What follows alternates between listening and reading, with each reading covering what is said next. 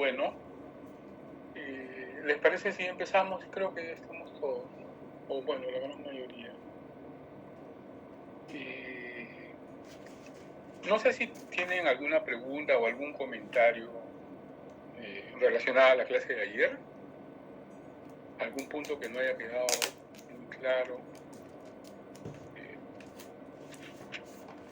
Podríamos conversarlo, ¿no? Porque esta es una continuación de la clase de ayer, donde hoy vamos a ver el objeto y el fin que busca la diplomática, ¿no? El análisis diplomático del documento solemne, ¿no? Tenemos que ir acostumbrándonos ya a estos términos. Por ejemplo, el término solemne, que más tarde lo vamos a desarrollar seguro, ¿no? Y ustedes se van a dar cuenta de qué tipo es. El diploma fundamentalmente es un documento solemne, ¿no? Desde que ha sido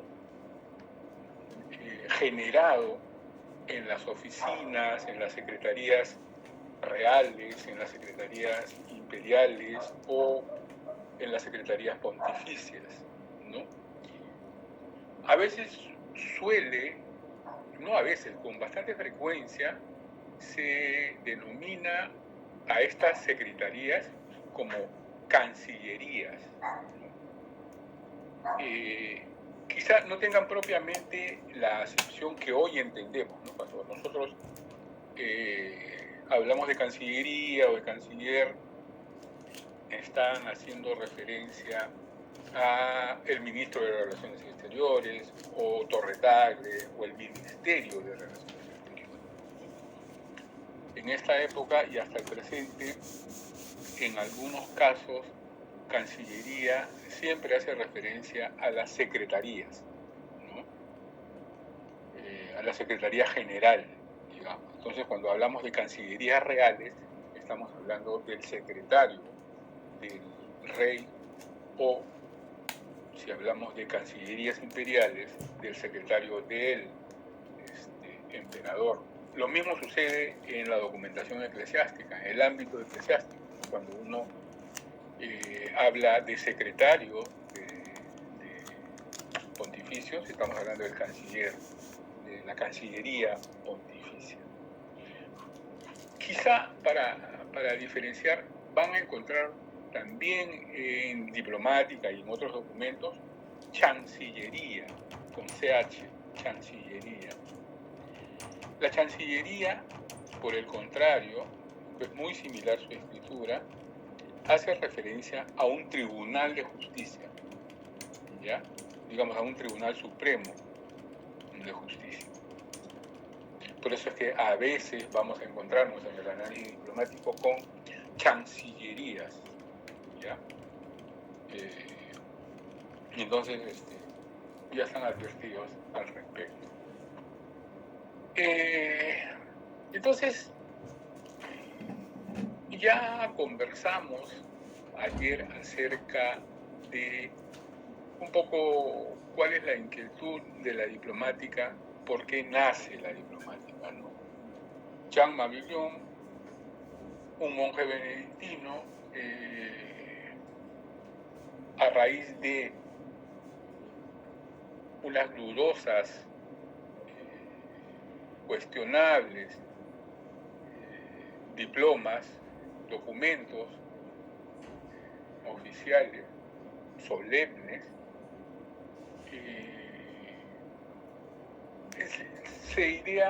se imagina una metodología, una crítica, una forma de analizar estos documentos, ¿no? Para demostrar que si efectivamente son lo que dicen ser.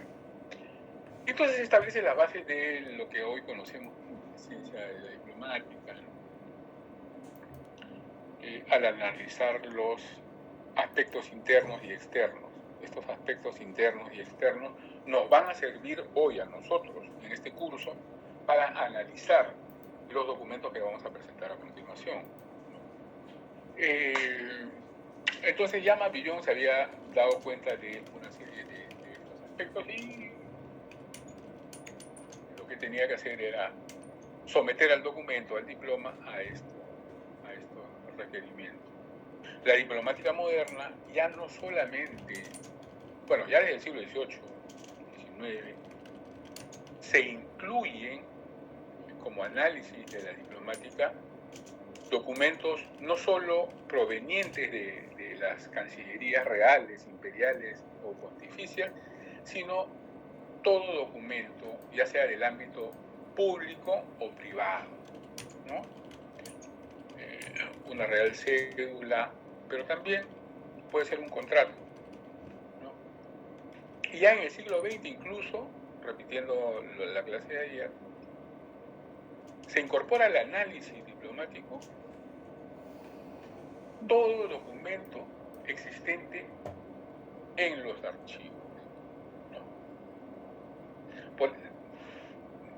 Ya saben, ¿no? Ustedes me detienen en cualquier momento y me hacen preguntas y tal.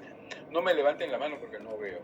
No sé dónde está la mano. Simplemente prende su micrófono y yo estaré alerta. Por ejemplo,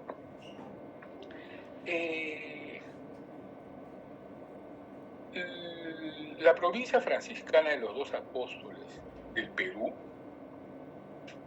que tiene su sede en San Francisco de Lima, o sea, ¿no? Tiene en su archivo un documento que ellos consideran muy importante y que lo es definitivamente, es la bula de canonización de San Francisco Solano, ¿no es cierto? Entonces, la bula es un diploma hecho en pergamino que tiene ciertas características que en su momento se los voy a mostrar.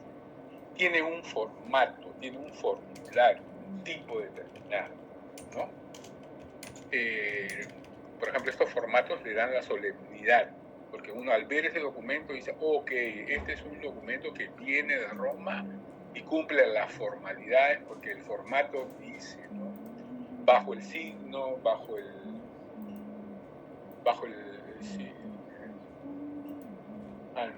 el anillo de San Pedro, yo, el Papa de turno, dispongo que el siervo de Dios, o sea, son formatos. Entonces, esta bula de canonización de San Francisco Solano, para la diplomática medieval,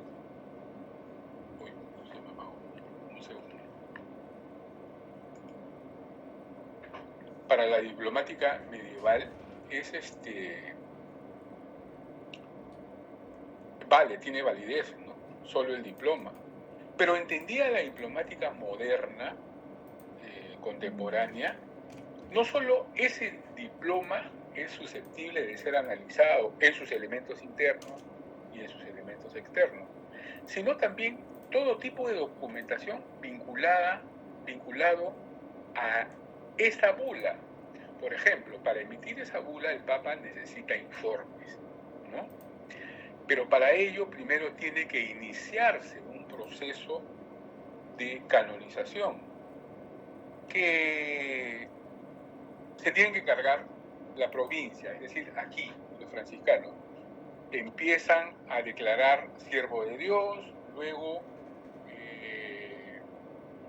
se empiezan a acumular casos para hacer validar su capacidad de hacer milagros, entonces se llaman testigos y tal, y frente al notario ellos van rindiendo sus manifestaciones, es sometido a un consejo científico a ver si los milagros realmente fueron tales, ¿no? Entonces se acumula hojas de hojas, folio de folio, libro tras libro de documentación para probar que efectivamente San Francisco Solano hizo milagros, no solo en vida, sino después de su muerte, ¿no? Una vez que se tiene este corpus documental, se entrega en Roma y allá se evalúa en la Comisión Pontificia para las causas de los santos. Luego de un periodo prudente de evaluar y tal, se inaugura el tribunal y se continúa. Entonces, todos estos movimientos generan documentación abultadísima para que finalmente el paso último es que el Papa diga, ok, en vista de las pruebas, lo declaro santo, ¿no? Y esa es la bula que entrega el Papa al Perú, y una bula se queda allá, y por donde pasó el santo, en la tierra del santo también. Y así, entonces, no sé si me dejé entender, no solo el diploma en este caso es susceptible del análisis crítico diplomático, sino también la otra documentación que está generando esta causa. Documentación generada antes de emitirse la bula y documentación generada después de emitirse la bula también. Entonces, esos documentos que rodean el diploma, la bula, también son sometidos o pueden ser sometidos a análisis crítico, ¿no?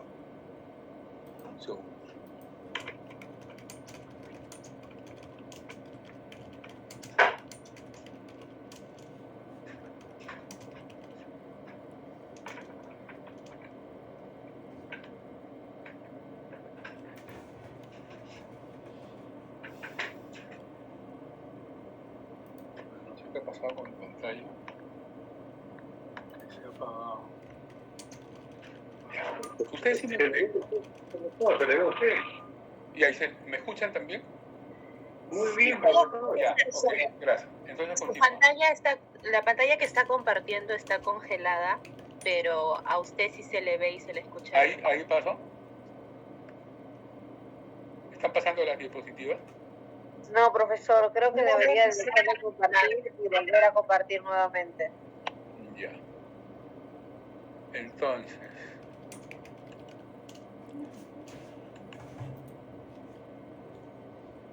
ya voy a dejar de presentar.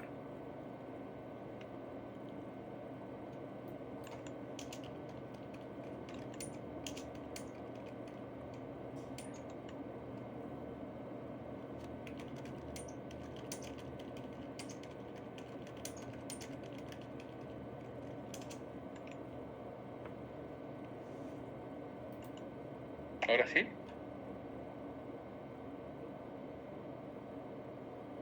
¿Ahora sí? Sí, señor profesor. A ver, PPT. ¿ya está pasando? Sí, señor profesor. En la PPT 10 está. Ya, muy bien. Ya, muchas gracias.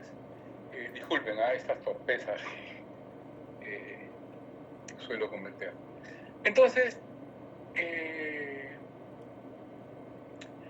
viene una pregunta, según las imágenes que estoy proyectando, ¿no? ¿Qué aspectos interesan a la diplomática dentro de este documento, ¿no? Bueno, el aspecto fundamental de este documento es de naturaleza jurídica, ¿no? Porque se consigna un hecho jurídico. La bula consigna una acción jurídica, la acción que tiene el Papa de declarar santo, ¿no? Y esto es asumido como un derecho, no del santo, porque el santo ya está muerto, ¿no?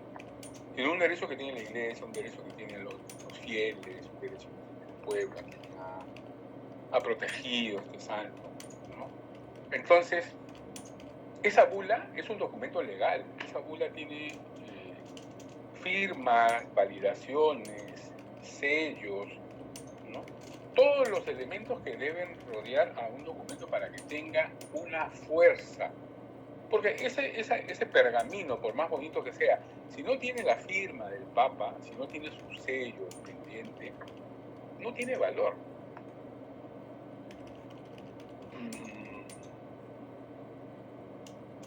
Lo mismo el caso del señor Guamán, disculpe, señor Guamán. El caso de ayer, que lo nombran alférez real. Si no tiene el sello del canciller real, del notario real, y no tiene la firma de él y de sus testigos o del rey, entonces esa real provisión no tiene valor, no genera ningún derecho, ¿no? Entonces, para que genere derechos, esa naturaleza jurídica debe estar soportada por estos elementos que le van a dar carácter de fe, ¿no? que ya les hemos mencionado. Si no existe una naturaleza jurídica, pues no es considerado un documento diplomático estrictamente hablando, ¿no? Estrictamente hablando. Bueno, ¿y qué otros aspectos debería considerarse en esta o interesan a la diplomática, ¿no? Bueno, se me ocurre que, como conversamos ayer brevemente, los aspectos paleográficos, ¿cierto? La diplomática está interesada en los aspectos paleográficos, en desentrañar la letra. Por eso, señores, nuevamente insisto, quien hace un análisis diplomático de los documentos tiene que manejar estas otras disciplinas, la paleografía, porque debe saber leer y transcribir la escritura del siglo XVI, XVII, XVIII, para el caso de Hispanoamérica, ¿no? Debe también tener conocimientos de historia, porque en ese documento van a estar plasmados por escrito acontecimientos históricos, personajes históricos, hechos. Todos sabemos que con Carlos V se descubre América y el Perú, ¿no? Entonces, si encontramos un documento que dice que el rey Felipe II es el que descubre el Perú, pues sabemos que es un falso histórico, pues, ¿no? Entonces, tiene que haber un conocimiento de la historia del documento, es decir, tiene que haber un olfato de investigador, ¿no? Para siempre estar alerta de que no vaya a ser un documento falsificado históricamente, diplomáticamente. ¿Qué otros aspectos? El aspecto lingüístico literario, ¿no? Porque qué tipo de lengua están trabajando, ¿no? En nuestro caso, la lengua española. Pero cada una de estas épocas tiene su forma de pensar y expresarse tanto en habla como en escrito, y eso se refleja en el documento. Acompañado de esto, también de figuras literarias, ¿no? El ordenamiento gramatical de las frases, de los párrafos, no es el mismo hoy que en el siglo XVII, ¿no es cierto? Donde se alternan el orden de sustantivos, sujetos, predicados, ¿no? Hay, digamos, una expresión casi poética. Y hoy eso se ha perdido y simplemente escribimos de otra forma, ¿no? No está bien ni mal, pero la sociedad evoluciona, la sociedad cambia, la cultura es una construcción que va modificándose con el tiempo. Entonces, y eso se refleja en la forma de hablar y en la forma de escribir, por supuesto. Entonces, el diplomatista tiene que estar alerta a todos estos, ¿no? Pero estos aspectos, por más diversos que sean, siempre tienen que estar en función del aspecto jurídico, ¿no? Y además deben estar orientados a su mayor eficacia. Por eso insisto en que la naturaleza jurídica del documento diplomático tiene que hacerse patente con estos recursos, con estos elementos que lo rodean. Bueno, todos estos aspectos, bueno, también son de interés para el análisis diplomático, ¿no? De ahí que el diplomatista deba conocerlos a la perfección. Por eso que es un trabajo interdisciplinario. De repente un diplomatista no conoce a profundidad la lingüística, pero puede consultar con especialistas en lingüística del siglo XVII, si es el caso del documento que se investiga, ¿no? De repente no es un buen paleógrafo, no logra desentrañar los misterios de la escritura del siglo XVI, pero hay paleógrafos expertos, ¿no? que pueden acudir. Entonces es un trabajo, si se quiere, en equipo, en un equipo interdisciplinar, ¿no? Surge otra pregunta, Luisa. Entonces, ¿qué acción ejerce la diplomática en relación con estos aspectos, ¿no? Bueno, estos aspectos, el aspecto jurídico, por cierto, como no, el histórico, el paleográfico, el lingüístico, el literario, han de ser analizados y enjuiciados, porque ese es uno de los trabajos, ¿no? Enjuiciar, dar un juicio de valor. Si ese documento tiene peso, tiene valor de prueba. Entonces hay que analizarlos y enjuiciarlos de manera crítica, ¿no? Para averiguar la autenticidad o no del documento. Eso es. Por lo tanto, la diplomática, vamos a aventurarnos, ¿es solo útil para la historia? Yo diría que no. Yo diría que también es útil para la archivística. Y me parece que ayer dijimos algo de esto, ¿no? Porque estos elementos de juicio van a ayudar en el proceso de organización o reorganización de los archivos, ¿no? En los procesos de selección, para ver al interior del archivo qué documentos son válidos, qué documentos son auténticos y cuáles no, ¿cierto? No solo sirve para comprobar históricamente el derecho de pueblos, de las sociedades o de los individuos, sino también para nuestro trabajo de archivística.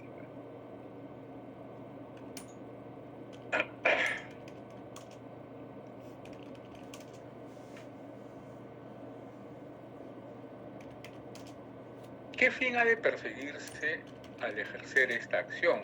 Bueno, como está reflejado acá,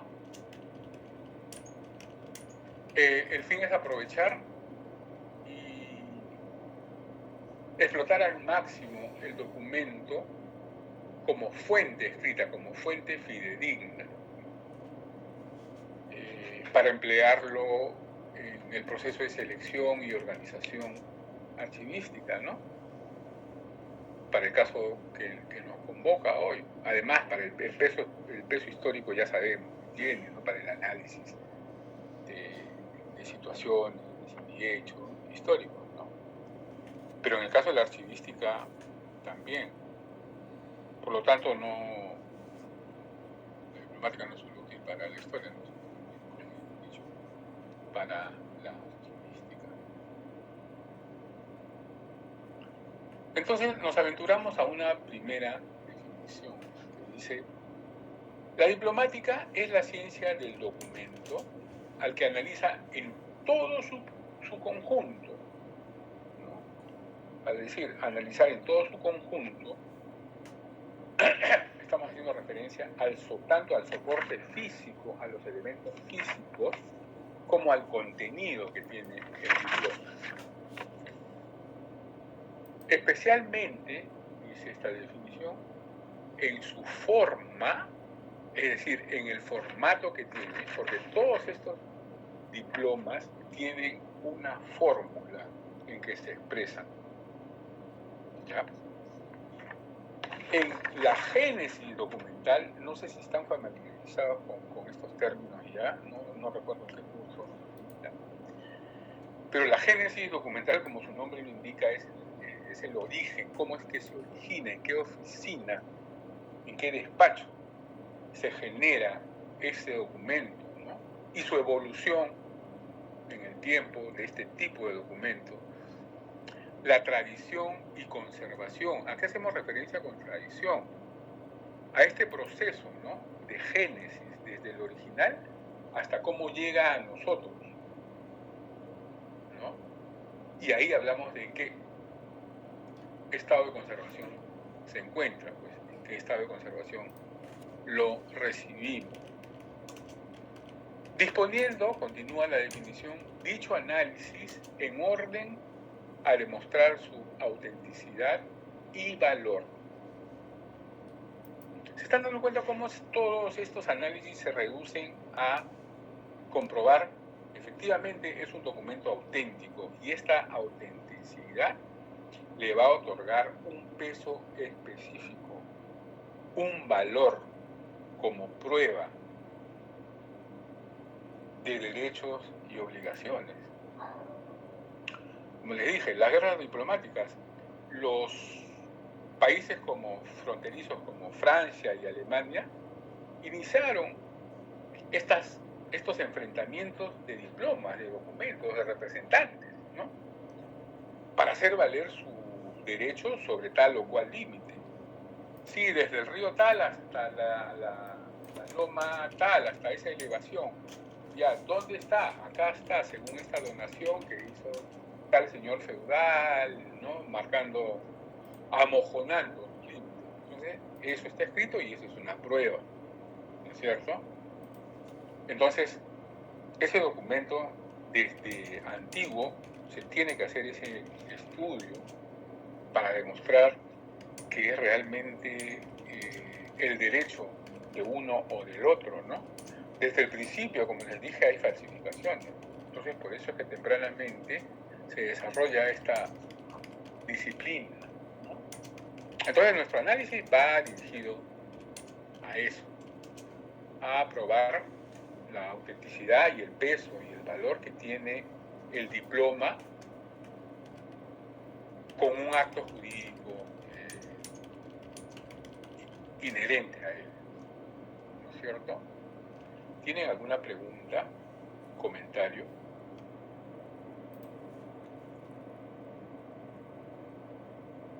Entonces continuamos, ¿les parece? Un paréntesis, el sistema de evaluación, no sé si tienen el sílabo ya, va a ser permanente. Vamos a conversar con sus intervenciones. Les voy a entregar con anticipación, por supuesto, un documento al cual ustedes van a tener que analizar de acuerdo a los puntos que vamos desarrollando en clase, ¿no? Habrán prácticas dirigidas, ensayos, y por ahí, después de 2 prácticas dirigidas, la siguiente sería una práctica calificada. Se van a calificar intervenciones también, como no, la asistencia es con 30%, ustedes saben que ya no pueden continuar. Y va a haber 2 exámenes, un parcial y un final, ¿no? Todavía, señores, estoy viendo si les entrego un trabajo para aliviar alguna nota. Sé que, como siempre sucede, ¿no?, este no es el último curso y ustedes tienen de repente mucho trabajo que realizar. No sé cuántos cursos llevan, 4 o 5 creo. Y además de los trabajos diarios, ¿no? Entonces, en este sentido, vamos a ir acomodándonos, ¿no? Pero ya ustedes saben que esos van a ser los criterios de evaluación, ¿ya? Y nosotros vamos a manejar si es que hay trabajo individual o trabajo grupal, ¿ya? Porque la cosa se complica un poco. No es que se complique, no es que sea difícil, sino que es un poco más trabajoso, ¿ya? ¿Dudas, preguntas? Nada, ¿no? Bueno, entonces hablemos ahora, ya entrando cada vez más en el estudio, ¿cuál es el método que necesita, que requiere, que precisa la diplomática para el estudio de estos documentos solemnes?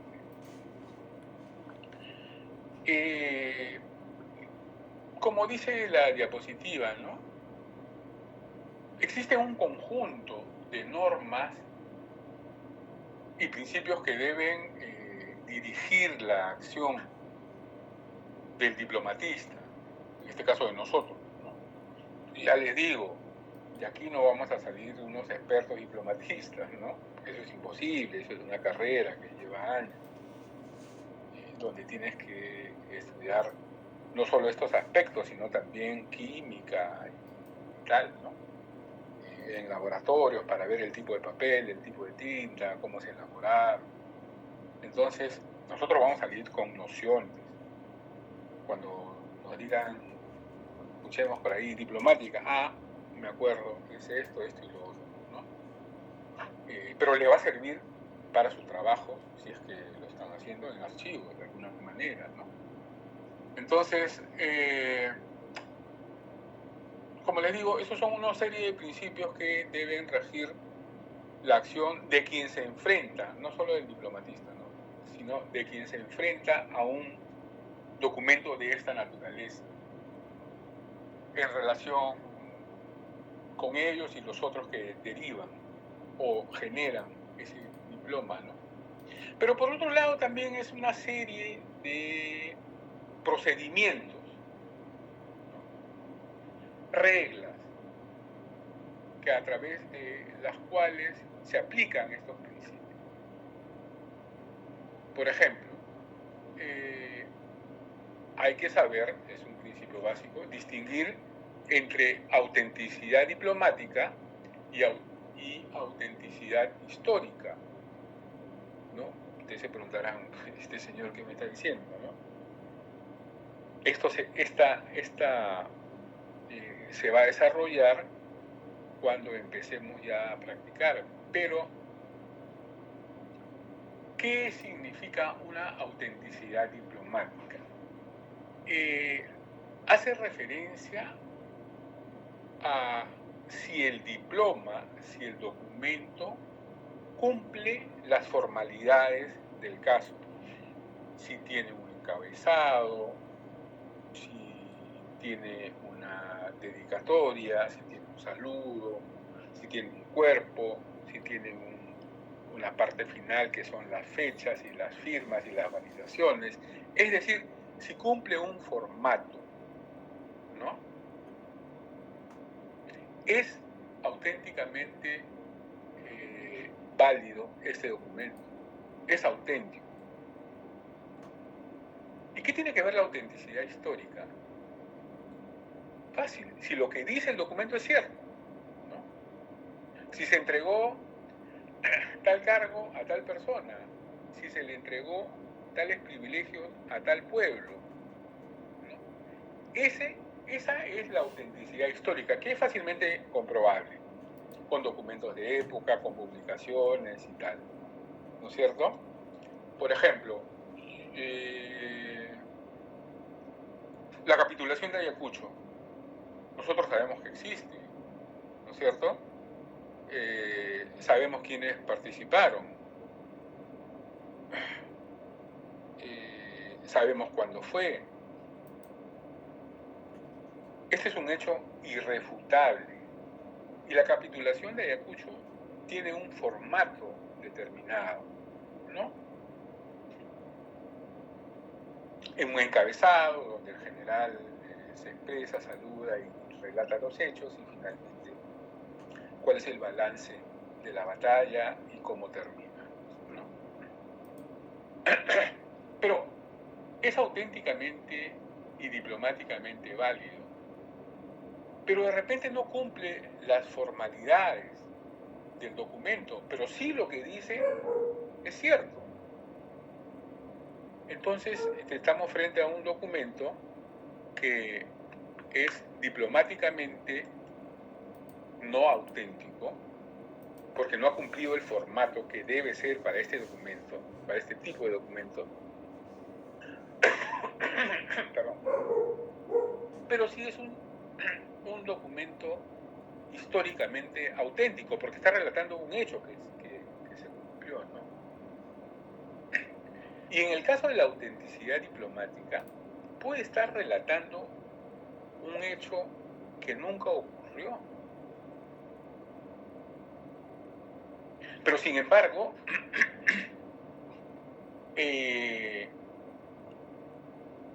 formalmente sí cumple los requerimientos de un formato. El Papa Francisco I emite una bula donde declara, donde crea cardenal a el señor John Gustavo, no, ya lo mencioné, al señor Daniel Suárez Cazorla, ¿no? Entonces, las bulas de creación de cardenales tienen un formato determinado, ¿no?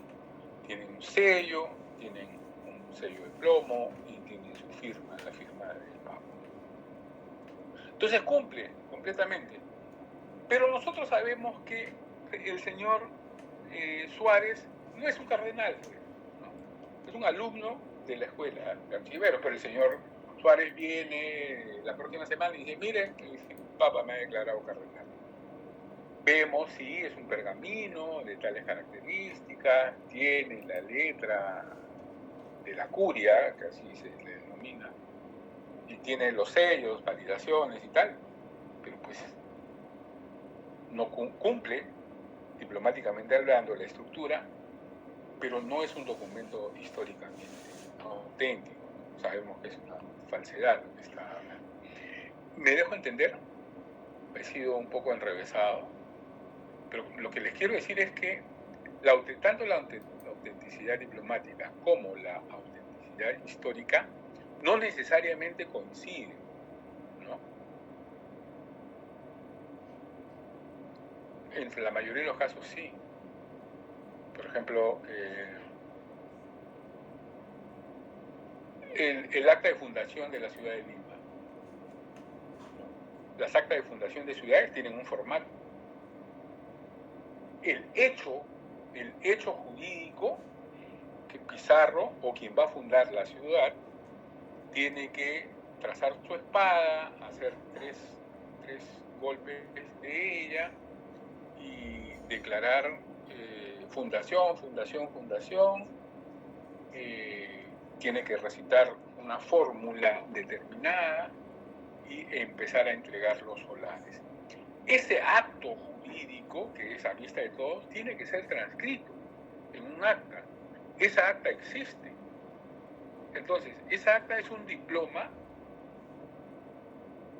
auténtico, porque tiene el formato de la fundación de ciudades. Pero además es históricamente auténtico, porque está relatando, está escribiendo un hecho jurídico que efectivamente sucedió, ¿no es cierto?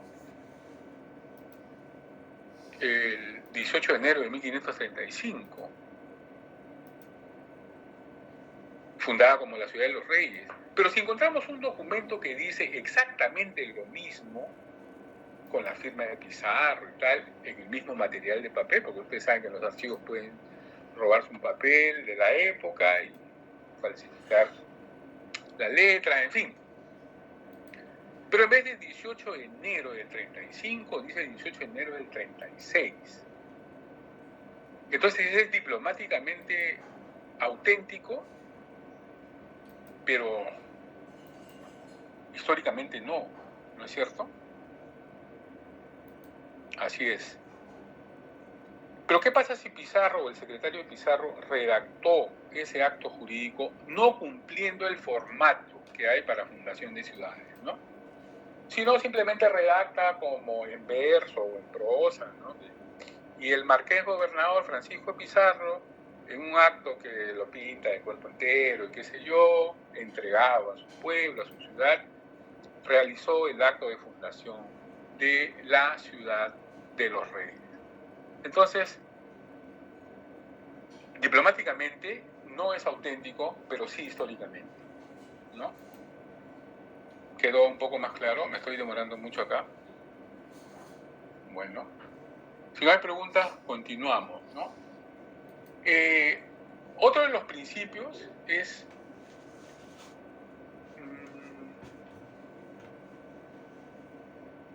averiguar averiguar la autenticidad. A ver, ¿dónde estoy? Tradición de solemnidad.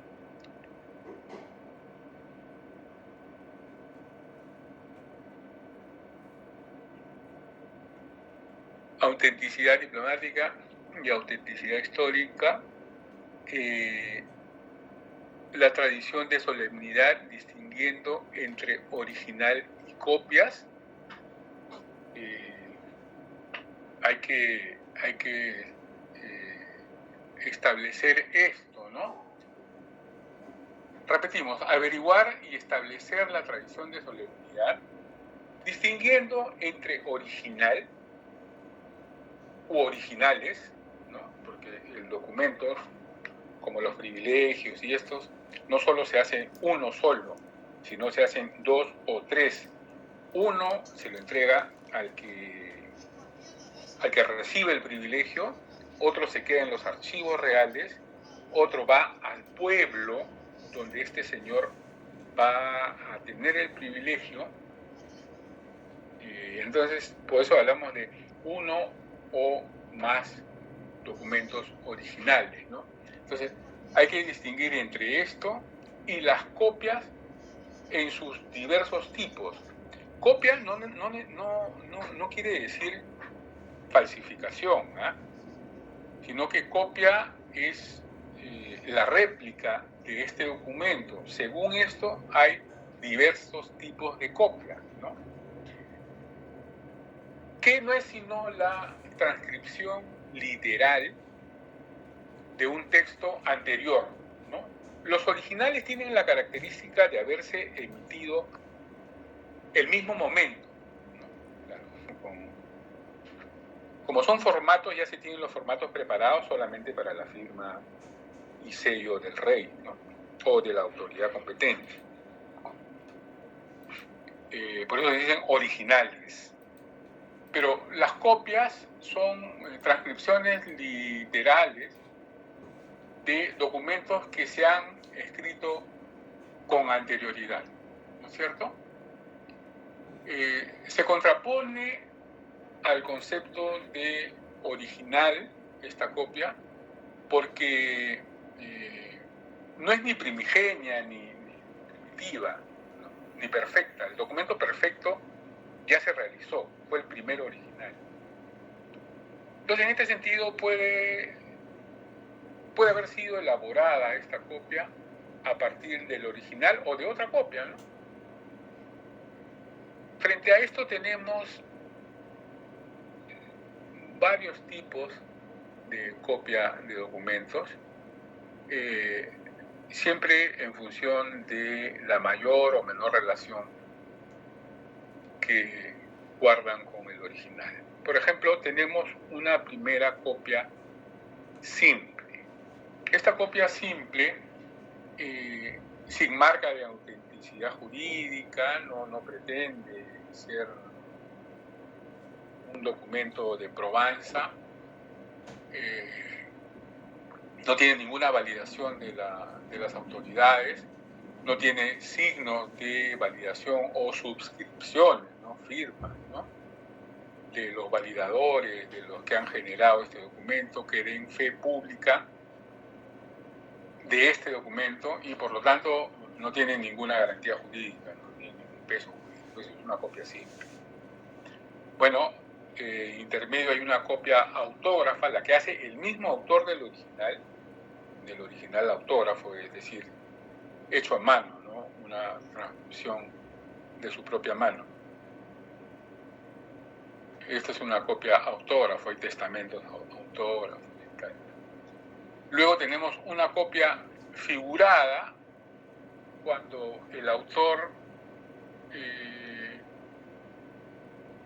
produce materialmente la escritura, totalmente o en parte, que va a servir para determinados fines, y cuya disposición textual viene de un original anterior, ¿no? Luego tenemos las copias certificadas o copias auténticas, que es como una copia simple, transcripción literal pero viene certificada y legitimada de manera pública, ¿no? Por un fedatario, por un notario, por una autoridad competente que goza de la fe pública, pues, ¿no? Básicamente un escribano o un notario. Esta copia auténtica o certificada puede sustituir al documento original, ¿no? Puede sustituir de alguna manera el documento original. Tiene dos formas. Una forma notarial, me detienen y me hacen preguntas si quieren, ¿no? Estas copias auténticas o certificadas pueden ser notariales o de traslado, ¿no? En este caso, está certificada y avalada con la firma y el sello de un notario que da fe pública, porque son notarios públicos, ¿no? Que da fe pública de su contenido, de su legitimidad, junto con las firmas de otros testigos también, que pueden ser notarios, ¿no? Y de la autoridad judicial que da su visto bueno. Se identifica, es fácil identificar estas copias notariales auténticas con la frase que dice es copia fiel del original, ¿no? Que obra en tal sitio. No sé si ustedes se han topado con esto, pero es más común de lo normal. Y esta fórmula, es copia fiel del original, viene desde el siglo XVI, XV, ¿no? Entonces, cambian algunas palabras, ¿no? O algún ordenamiento de la sintaxis, pero básicamente es lo que quiere decir, ¿no? Se da fe que ese documento... Sí. Una consulta. Por ejemplo, entre los historiadores se escucha a veces o se utiliza el término compulsa para esos documentos que eran unas copias oficiales. ¿Estos últimos que usted ha mencionado entrarían en esta clasificación o sería otro tipo de copia? Porque, por ejemplo, también me parece curioso el término que empleábamos que era compulsar, que era comparar documentos, compulsar, ¿no? Básicamente entonces, es comparar un documento frente a otro. Enfrentarlos. Claro, pero ¿cuál es su relación con esta copia oficial, ¿no? Esa compulsa como documento que es una copia oficial que antiguamente se generaba, ¿no? Entonces, no sé si eso entraría dentro de la clasificación que usted ha mencionado o ya es otra cosa. Más que nada hace referencia al acto que entra en nuestro caso, ¿no? Del análisis diplomático del documento. Una compulsa se hace necesaria para enfrentar dos tipos de documentos. El original, que dice ser original, y una copia, un traslado, certificado, si es que dicen lo mismo, ¿no? Si es que las autoridades no solo se compulsan documentos con documentos, sino el documento original con la época, ¿no? Con testimonios de la época, escritos.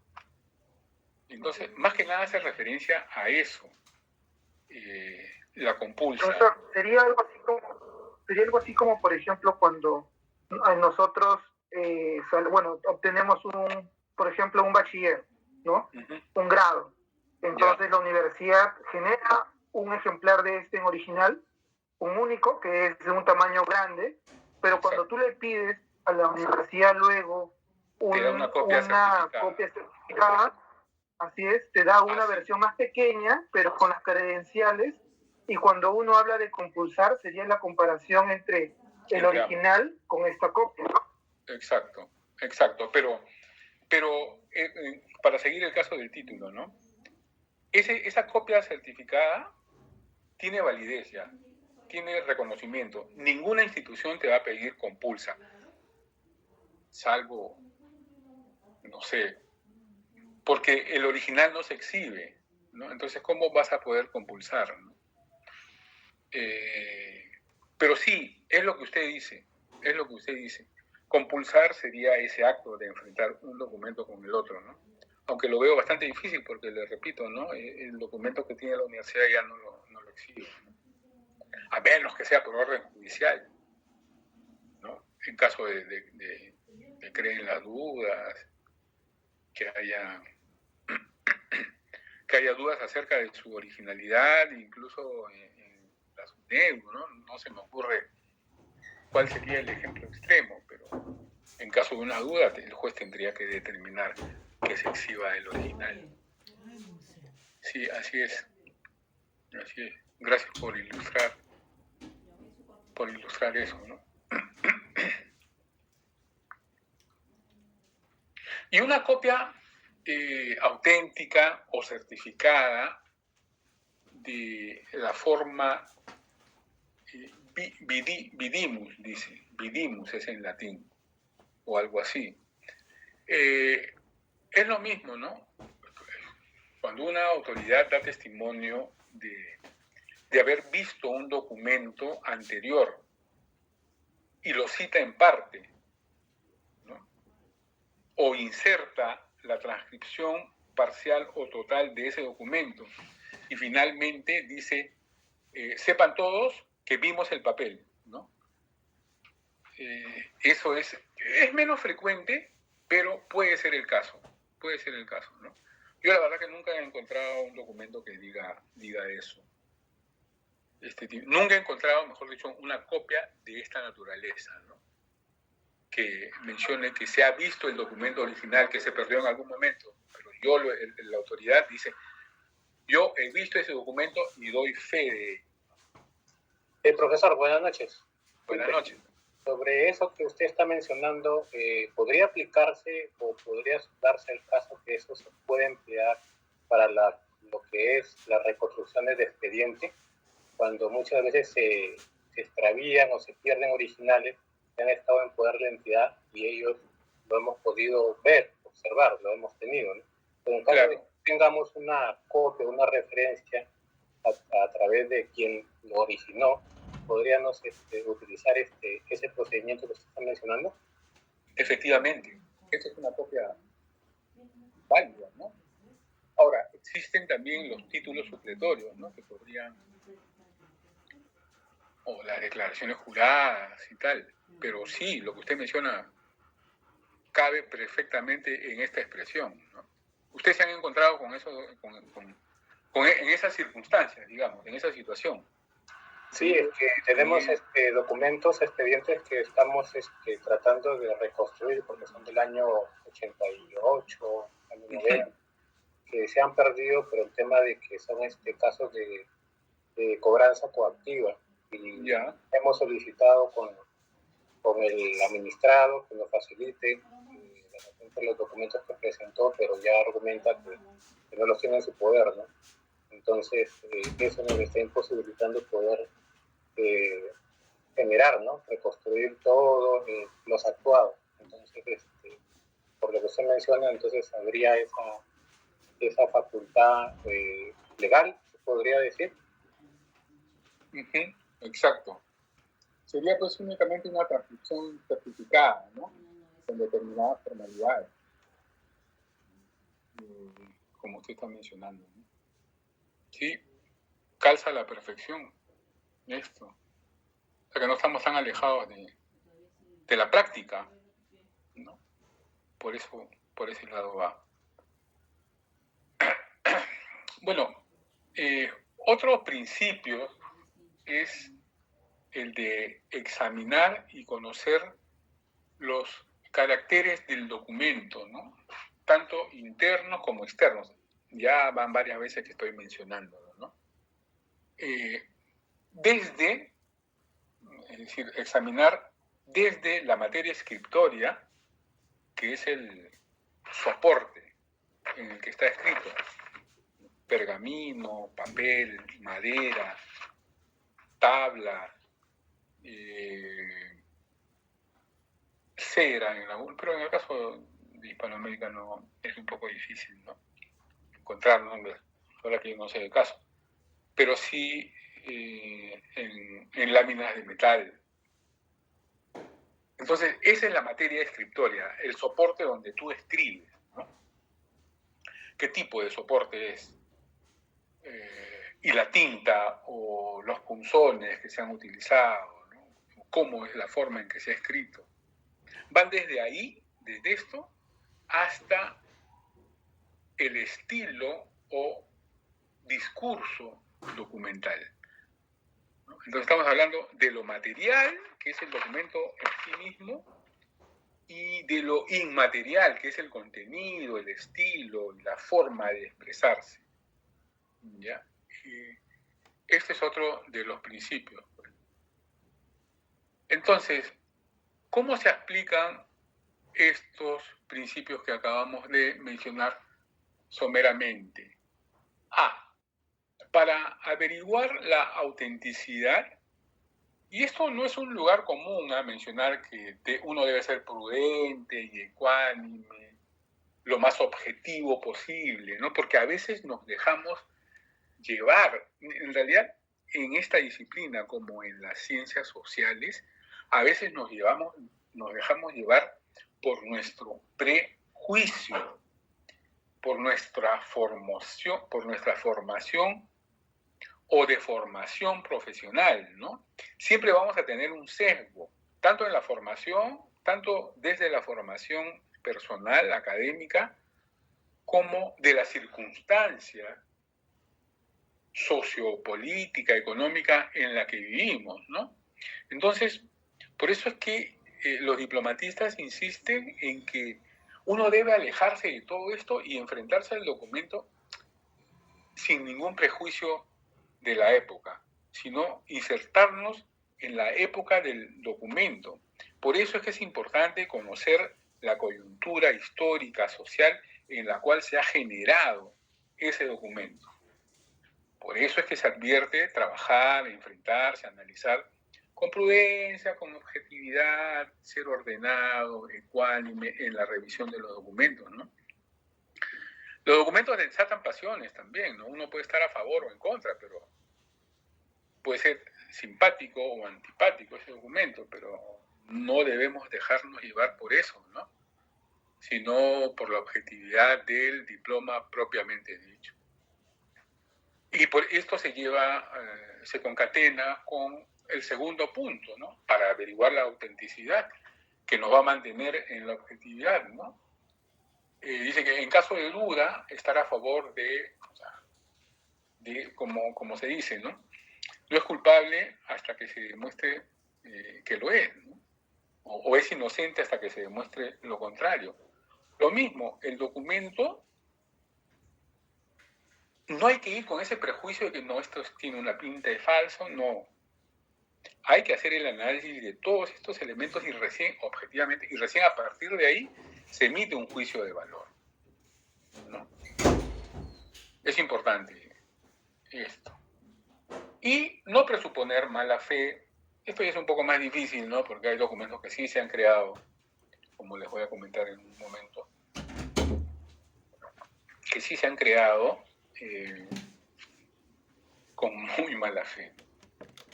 Entonces, el punto número 4 dice que si hay contradicción entre los datos suministrados por un documento y los de cualquier otra fuente, es decir, si no hay congruencia entre el diploma y los documentos que rodean la generación de ese diploma, bueno, se otorgará la mayor credibilidad al documento que no a la fuente, porque finalmente es el documento el que va a ser sometido al análisis, el que está generando una acción jurídica del cual se desprenden derechos y obligaciones, ¿no? Los otros son documentos preparatorios o posteriores. Entonces, pueden haber incongruencias, pero nosotros debemos centrarnos, van a ser de ayuda, claro, pero debemos centrarnos en el diploma, ¿no? En el diploma. Finalmente, si se concluye en la no autenticidad de tal o cual diploma, pues conviene averiguar las causas de este documento, de esta no autenticidad, ¿no? La diplomática, es importante hacer recordar nuevamente, ha tenido como objetivo primario la identificación de los documentos falsos, ¿no? Como venimos haciéndolo desde hace tiempo, desde ayer. De acuerdo a esto, hay distintos tipos de documentos falsos, ¿no? Los falsos diplomáticos, los que son manipulados en sus caracteres formales, en su formato, y los falsos históricos, en los que el contenido ha sido alterado, pudiendo estar redactado de acuerdo a las formalidades diplomáticas, pero no relatando hechos históricos reales, como ya lo hemos conversado hace un momento. El padre de la diplomática, Jean Mabillon, en su publicación de Red Diplomática, la cosa diplomática, el asunto diplomático, señala que hay 3 puntos característicos o que pueden caracterizar la no autenticidad del documento. Acostúmbrese a leer frases en latín, ¿no? Porque es el lenguaje en el que se han expresado estos señores, ¿no? Ex caducitate, dice. ¿Ya? ¿Qué es ex caducitate? El prefijo ex significa de. En este caso, caducitate quiere decir algo así como la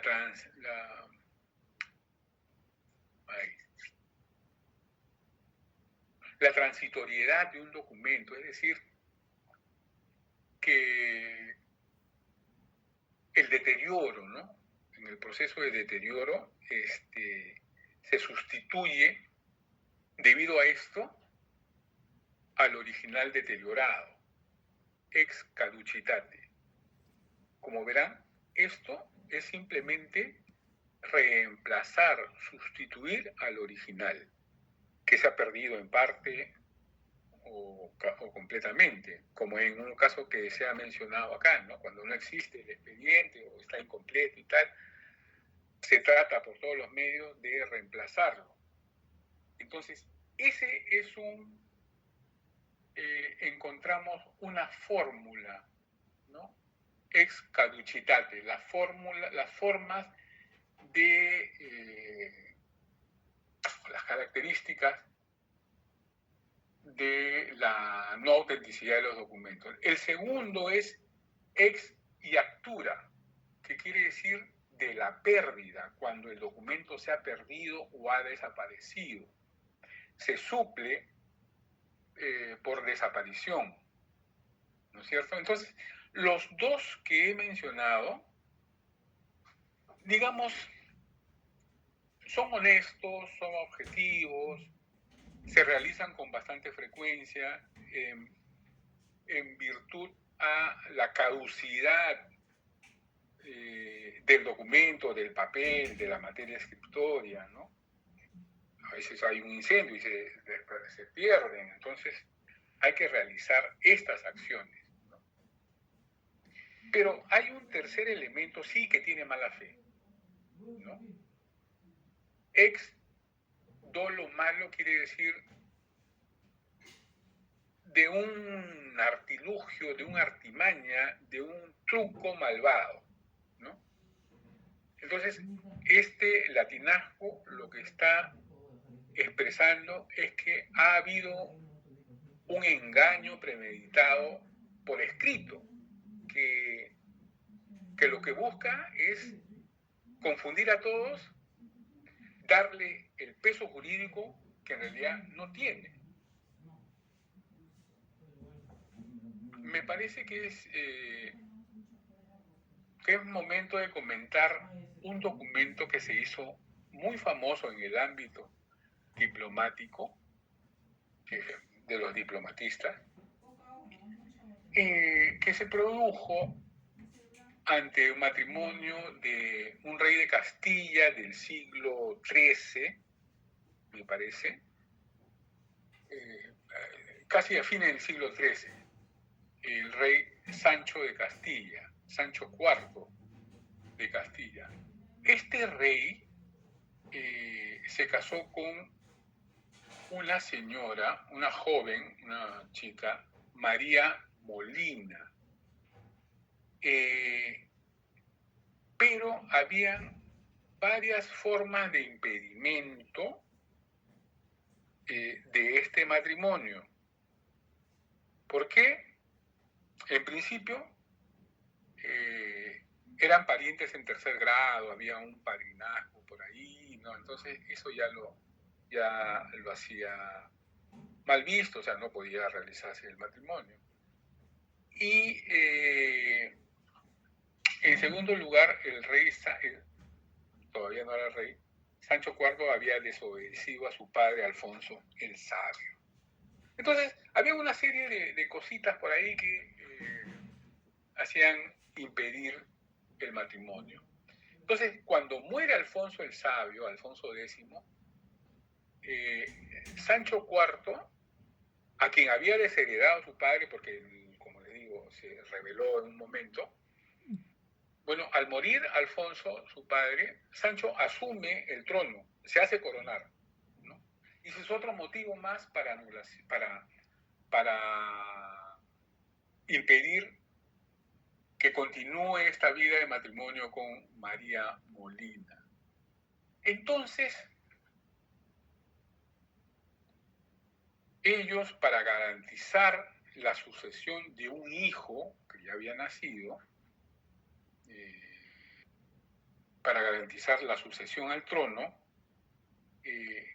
deciden pedir una, ¿cómo se dice? Una exoneración, una dispensa matrimonial al Papa, porque si ese matrimonio no es reconocido por la Iglesia, el heredero, el hijo de ambos, no iba a poder asumir el trono en su momento, ¿no? Entonces, por eso es que deciden pedirle dispensa al Papa. El Papa del momento, Nicolás IV, le dice que no, por estos motivos, tú te has portado mal con tu padre, te has casado con un familiar de tercera línea y no se puede. Se murió Nicolás IV, le sucede, no recuerdo qué papa, piden una dispensa, tampoco se le entrega, viene otro papa, piden nuevamente una dispensa, pero no sucede. Entonces, ¿qué hacen estos señores?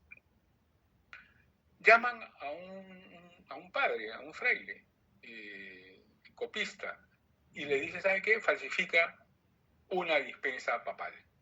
Entonces aprovechan que el Papa estaba a punto de fallecer y en esta confusión nadie se va a dar cuenta y tal. Falsifican una dispensa, ¿no?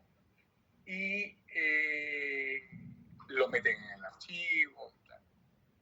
Al siguiente Papa, Bonifacio III, le dicen, miren, el Papa, tu antecesor, nos ha dispensado, ¿no? Entonces nuestro matrimonio sí es válido. Por lo tanto, mi hija va a poder heredar mi trono cuando yo muera. Entonces Bonifacio III mira el documento y hay muchos errores, ¿no? Porque no es la forma de expresar que tienen la curia. Entonces dice, no, este documento es falso. Y empieza un análisis diplomático para la época muy temprano. La diplomática se funda recién en el siglo XVII, ¿no? Pero este Papa Bonifacio III llama a eruditos y empiezan a analizar el documento, que no cumple con las formalidades del caso. Y esto está publicado, esto no lo estoy inventando, hay publicaciones sobre esto. Entonces el Papa Bonifacio finalmente no acepta, ¿no? Pero andando el tiempo, ya muerto Sancho IV, Bonifacio III decide darle la dispensa y se otorga, ¿no? En fin. Pero este es un caso de falsificación. Incluso los sacerdotes que han falsificado el documento huyen, ¿no? Entonces, empiezan las persecuciones y tal. Pero este es un caso de un documento, de una copia no auténtica, ex dolo malo, ¿no? Hecho con mala fe, con la intencionalidad de engañar a las autoridades. Esto es lo que sucede. ¿Tienen alguna pregunta? Profesor, Sí. soy yo, Melissa. Entonces, Melissa.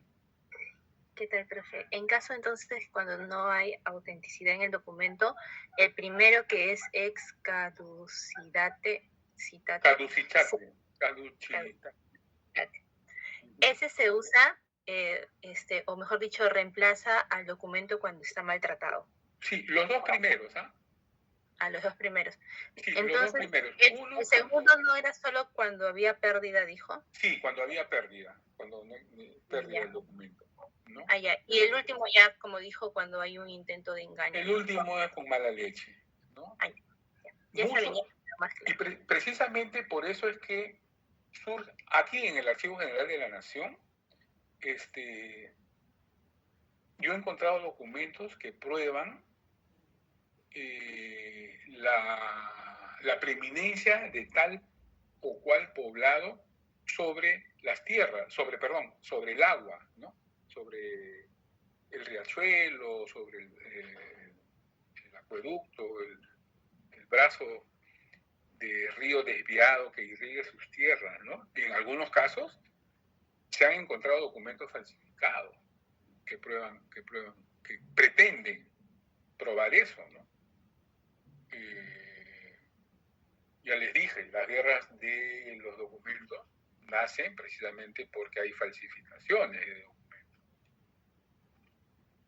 Entonces, prácticamente esta es la base sobre la cual se crea la diplomática como herramienta de análisis crítico.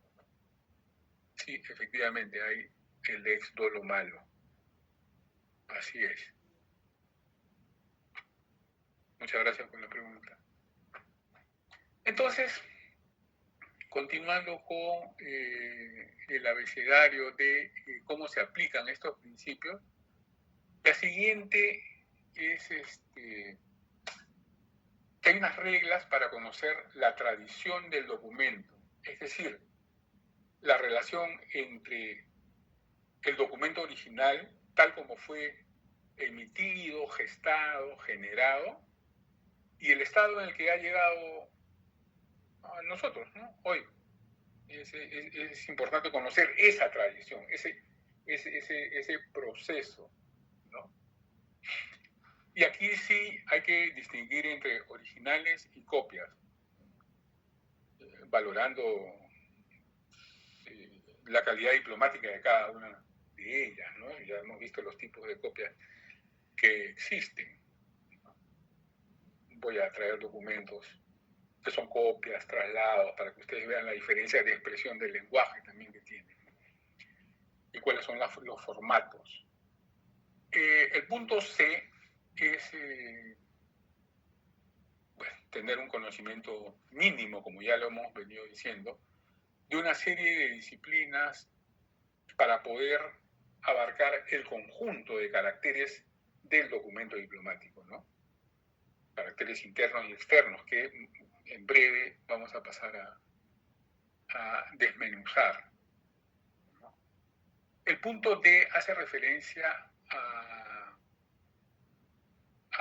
que para el estudio y las fases por las que pasó el documento, pues hay que conocer, saber de formularios documentales, de chancillerías. Chancillerías, ya les dije que hace referencia a tribunales de justicia, ¿no? Juzgados, de notarios. Hay notarios característicos en el siglo XVI, en el siglo XVII, estamos hablando de Lima, el Perú, ¿no? El XVIII, en el AGN está sistematizado, ¿no? Toda la información de los expedientes de acuerdo a las notarías, ¿no? Por siglo. Está muy sistematizado eso. Entonces hay que saber los nombres de ellos, hay que hacer la compulsa, ¿no? Si ese notario efectivamente estaba activo entre los años que dice el documento, ¿no? Hay que conocer de archivos, de repositorios, ¿no? Dónde se ubican, qué tipo de información tienen. El trabajo de archivista no es solo sentarse en un documento en tu escritorio y analizarlo, ¿no? Hay que ir, hay que acudir a bibliotecas, archivos, en fin, una serie de recursos más que tienen que estar en relación concreta con el documento que estamos analizando, ¿no? Ustedes no van a tener que ir a archivos, vamos a tratar de dárselo digerido todo y les voy a alcanzar según una lista de notarios que existen, que están vigentes en el 16, 17, 18, ¿no? Para que tengan una lista. Puede salir una pregunta de este señor de qué periodo, en qué periodo se está activo, ¿no? Para las prácticas que ustedes van a tener. Profesor, disculpe. Sí. Melissa otra vez. Justamente el ciclo pasado nosotros fuimos a las 2 sedes del archivo histórico, de la Dirección de Archivo Histórico de la AGN. En el Correo y en el Palacio de Justicia. Sí, y sí, justamente nos mencionaron eso, ¿no? De que en el caso de los protocolos notariales, efectivamente hay documentos desde el siglo XVI hasta el siglo XX. Sí. Entonces está bien sistematizado, bien ordenado, ¿no? Los tipos documentales también es importante que los reconozcamos. Tengo una lista de tipos de documentos, ¿no? Profesor, buenas noches, disculpe. Sí. Le habla Ana Paredes. Lo que pasa es que faltan 10 minutos para acabar y ya. todavía no ha pasado lista. Entonces, Ya, como está hablando de lista, aprovecho y le digo. Ya, gracias. Entonces, Okay. Después hacemos la relación con las otras disciplinas, ¿no? Que ahí sí me voy a extender un poco más. Mejor pasamos lista ahorita.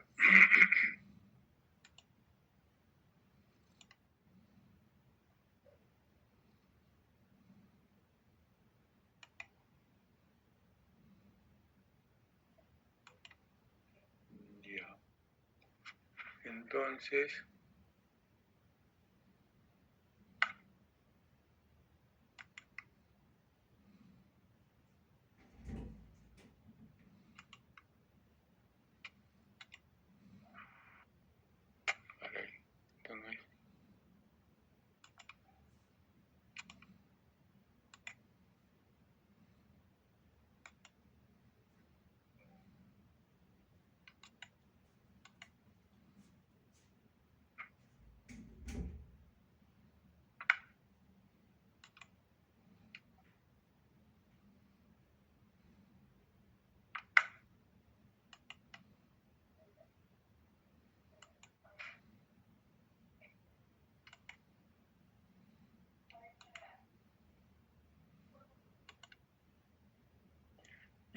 Entonces, hoy es clase 2, ¿no?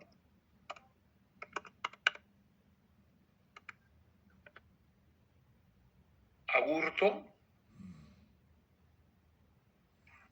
Presente, profesor. Gracias. Angelia. Presente, profesor. Buenas noches. Buenas noches. Ángeles. Presente, profesor. Buenas noches. Gracias. Buenas noches. Aparicio. Buenas noches, profesor. Presente.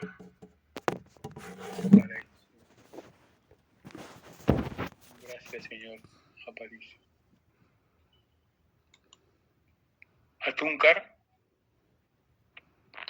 Presente, profesor. Buenas noches. Aparicio, ¿no? Ya. Atúncar. Buenas noches. Beldi. Profesor, muy buenas noches. Muy buenas noches, amigo Beldi. Buen día. Presente, profesor. Buenas noches. Buenas noches. Calderón. Presente, profesor. Buenas noches. Buenas noches. Calla. Presente, profesor. Buenas noches. Buenas noches, señor Calla.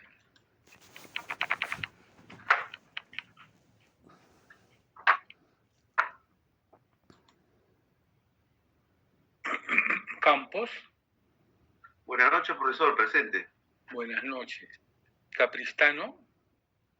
Presente, profesor. Buenas noches. Buenas noches. Córdoba. Presente, profesor. Buenas noches. Buenas noches. Espino. Buenas noches, profesor. Presente. Buenas noches, señorita. Gutiérrez. Presente, profesor. Buenas noches. Buenas noches. Huamán. Buenas noches, profesor. Presente. Buenas noches, gracias. Lescano. Buenas noches, profesor. Presente. Gracias, señorita Lescano. Y Mirano. Presente, profesor. Buenas noches. Gracias. Muñoz. Presente, profesor. Buenas noches. Buenas noches, gracias. Obando. Buenas noches, profesor. Presente. Buenas noches, gracias. Pajuelo. Presente, profesor. Buenas noches. Buenas noches, señor Pajuelo. Paredes. Presente, profesor. Buenas noches. Buenas noches, señorita. Parodi. Presente, profesor. Buenas noches. Buenas noches, amigo. Ramos. Presente, profesor. Buenas noches. Buenas noches. Sarmiento. Buenas noches, profesor. Presente. Buenas noches. Simón. Buenas noches, profesor. Presente. Buenas noches, señor Simón. Suárez. Buenas noches. Presente. Buenas noches, señor Suárez. Tirado.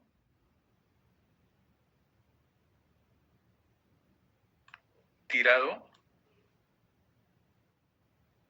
Velázquez. Buenas noches, profesor. Presente. Velázquez, ¿no? Buenas noches. Zavala. Profesor, buenas noches. Presente. Buenas noches, señor Zavala. Sea. Presente, profesor. Buenas noches. Buenas noches, señorita Sea. Suni. Buenas noches, profesor. Presente. Buenas noches. ¿Tirado está? No, ¿no? Sí, profesor. Buenas noches. Presente. Ajá. Casi pierde el tren. Luego todos han respondido. Muy bien.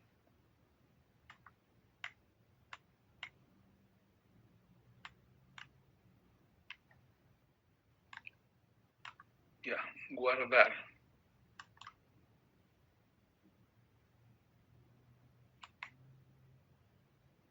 Ya está. Entonces, para la próxima semana, para el próximo miércoles, ya voy a tener definidos más los documentos y también voy a tener definido si les voy a dejar un trabajo individual o grupal. ¿Ya? ¿Ustedes qué prefieren, grupal o...? Grupal, profesor. ¿Perdón? Grupal, digo. Grupal de 30. Sí, profesor. Hacemos un grupo de... Dos grupos de 15. Ah, me parece muy bien. Ya vemos. Vemos cómo los dividimos, ¿ya? Entonces, no se asusten, no es un examen difícil, es trabajoso un poco, ¿no? Pero para el desarrollo de las clases vamos a ir viendo, para eso van a haber prácticas calificadas. ¿Alguna pregunta, alguna duda sobre esto? A ver, lo que me quedó pendiente es trabajar la relación de la diplomática con otras disciplinas, como la historia, por ejemplo, ¿no? Está clarísimo el estrecho vínculo entre la diplomática y la historia, ¿no? Que sirve como soporte para las investigaciones, para autenticar el documento, lo que le vamos a ofrecer al usuario, ¿no? con toda seguridad de que ese documento es válido. Entonces, el historiador va a disponer de manera confiable en estas fuentes, ¿no? Y ya está visto cómo se puede ser de provecho la documentación de archivo, ¿no? En el derecho lo mismo, para hacer valer, como les dije, privilegios, deberes, obligaciones, derechos de personas naturales, personas jurídicas, grupos sociales, individuos, ¿no? Entonces la diplomática brinda estas ventajas. Con respecto a la filología, que es el estudio de las lenguas, pues por supuesto, porque la diplomática necesita de lingüistas para entender el contenido de los documentos, ¿no? Con la paleografía, está claro, ¿no? Al transcribir documentos del siglo XVI o XVII y XVIII, ¿no?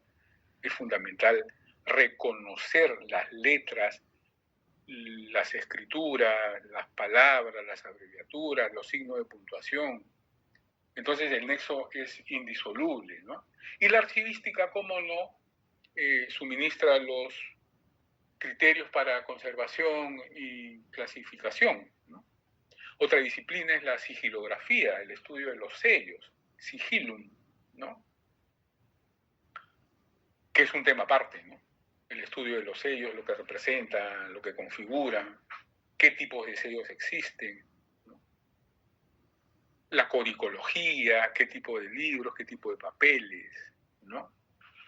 Y por supuesto también la geografía, la cronología, economía y sociología son disciplinas que van a coadyuvar para el análisis diplomático del documento. Quizá profundicemos en la próxima clase, en los primeros minutos, sobre estos puntos que siempre debemos tener en cuenta, ¿no? Y lo vamos a demostrar documentalmente. La cronología, por ejemplo, muchos no citan, sobre todo los documentos eclesiásticos, no citan las fechas como nosotros, ¿no? Sino citan las fechas por los acontecimientos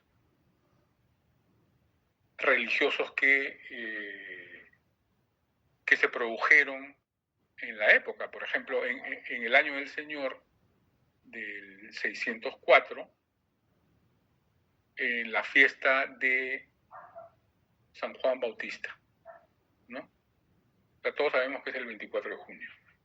O en la fiesta de la Candelaria o de la Purificación, es el 2 de febrero. Entonces, hay que familiarizarse con esto. Eso tiene que ver con la cronología, ¿no? Con la geografía. Hay topónimos que ya no existen hoy o se han modificado, ¿no?